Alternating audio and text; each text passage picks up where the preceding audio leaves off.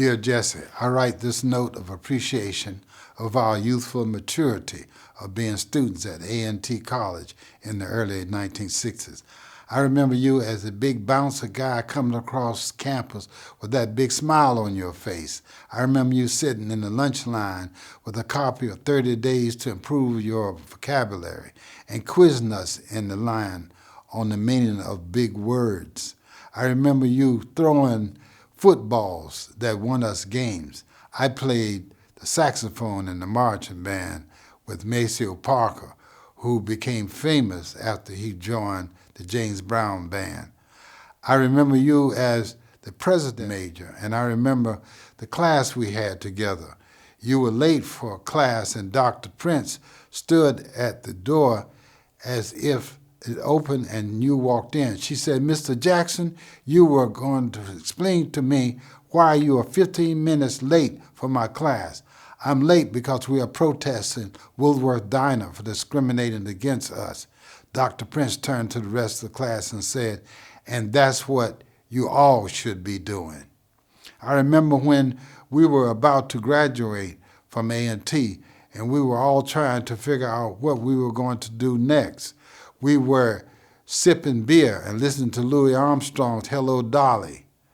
Because we had such a success at the desegregation of the lunch counters in Greensboro, North Carolina, we were certain that we were going to make a difference in the world, no matter what happened.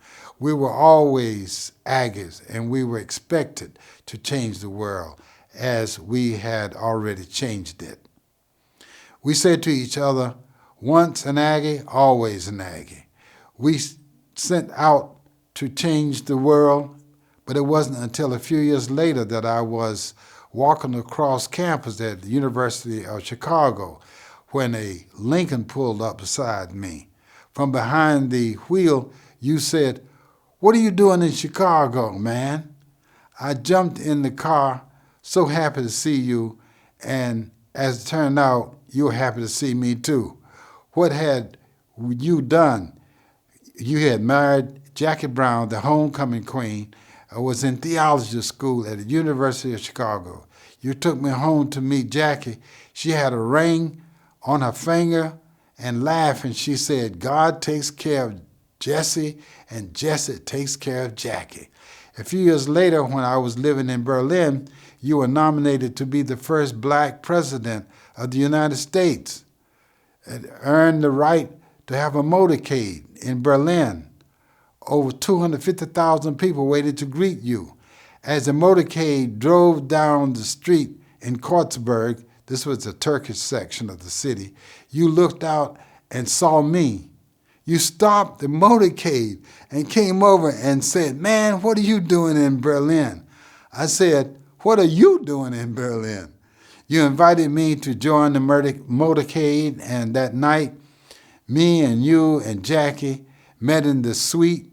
The whole hotel was devoted to you for our phenomenal upbringing in A&T. I remember clearly you looked at the back of one of my books and saw that I had attended Columbia University, the University of Chicago, but I had failed to put in A&T. You didn't put down A&T. That's where you learned to write from, you said. We celebrated the fact that I had become an internationally famous writer, and you were running for the presidency of the United States.